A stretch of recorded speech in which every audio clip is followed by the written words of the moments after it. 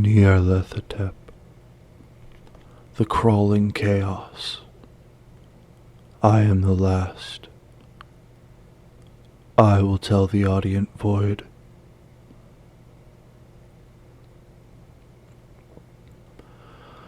I do not recall distinctly when it began, but it was months ago. The general tension was horrible. To a season of political and social upheaval was added a strange and brooding apprehension of hideous physical danger. A danger widespread and all-embracing. Such a danger as may be imagined only in the most terrible phantasms of the night. I recall that the people went about with pale and worried faces, and whispered warnings and prophecies which no one dared consciously repeat or acknowledge to himself that he had heard. A sense of monstrous guilt was upon the land, and out of the abysses between the stars swept chill currents that made men shiver in dark and lonely places. There was a demoniac alteration in the sequence of the seasons. The autumn heat lingered fearsomely, and everyone felt that the world, and perhaps the universe, had passed from the control of known gods or forces to that of gods or forces which were unknown.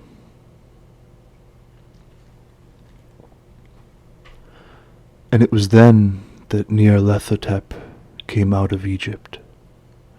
Who he was, none could tell. But he was of the old native blood, and looked like a pharaoh.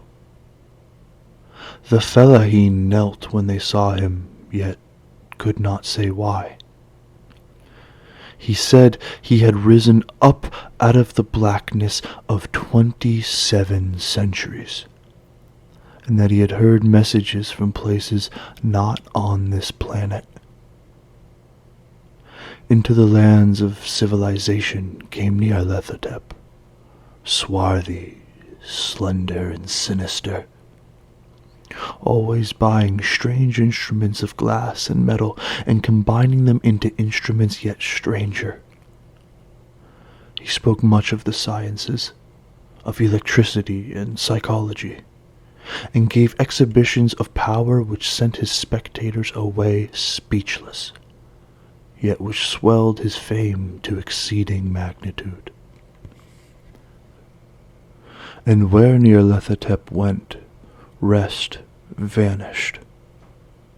For the small hours were rent with the screams of nightmare.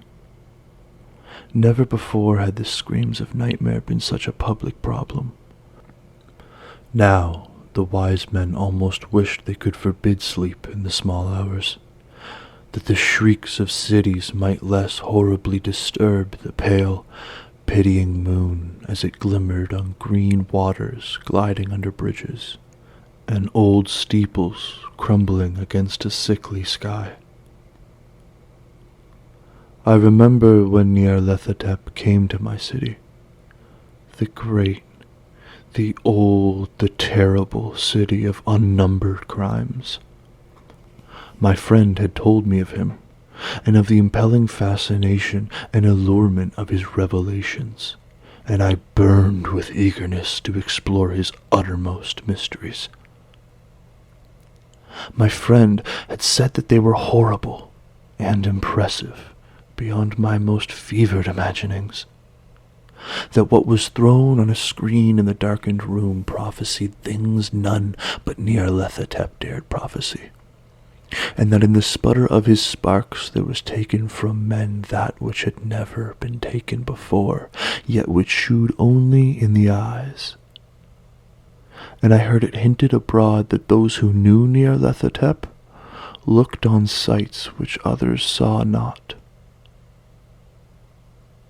It was in the hot autumn that I went through the night with the restless crowds to see Nyarlathotep.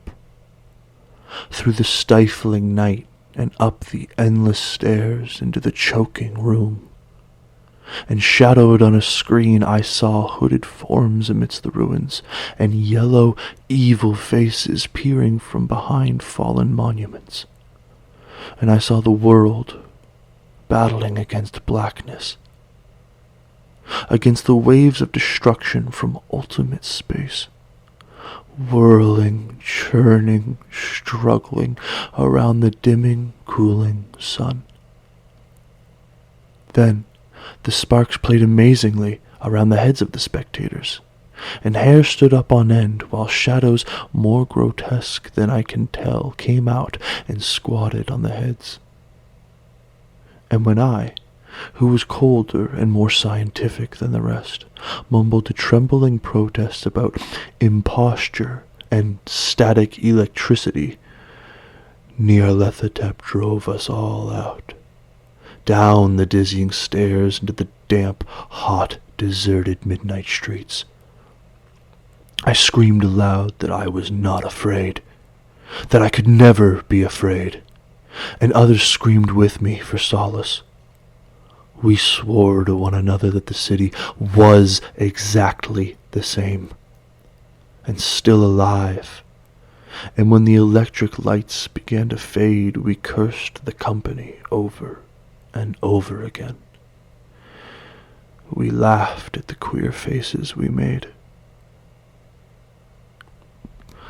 I believe we felt something coming down from the greenish moon, for when we began to depend on its light, we drifted into curious, involuntary marching formations, and seemed to know our destinations, though we dared not think of them.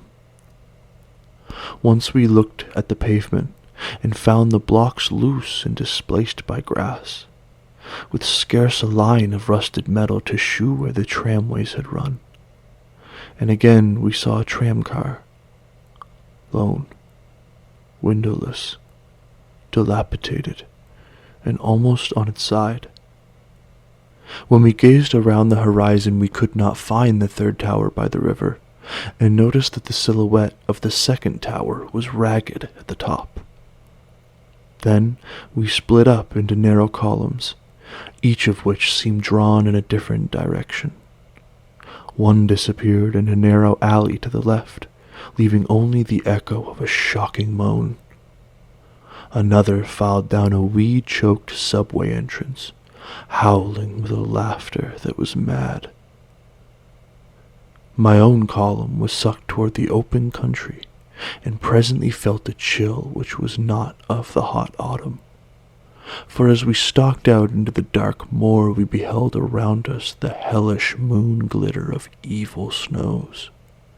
Trackless, inexplicable snows swept asunder in one direction only, where lay a gulf all the blacker for its glittering walls. The column seemed very thin indeed as it plodded dreamily into the gulf. I lingered behind, for the black rift in the green-litten snow was frightful, and I thought I had heard the reverberations of a disquieting wail as my companions vanished, but my power to linger was slight. As if beckoned by those who had gone before, I half floated between the titanic snowdrifts, quivering and afraid, into the sightless vortex of the unimaginable. Only the gods that were can tell. A sickened, sensitive shadow writhing in hands that are not hands, and whirled blindly past ghastly midnights of rotting creation, corpses of dead worlds with sores that were cities, charnel winds that brush the pallid stars and make them flicker. Beyond the world's vague ghosts of monstrous things, half-seen columns of unsanctified temples that rest on nameless rocks beneath space and reach up into dizzy vacua above the spheres of light and darkness. And through this revolting graveyard of the universe, the muffled, maddening beating of drums, and thin, monotonous whine of blasphemous flutes from inconceivable, unlighted chambers beyond time.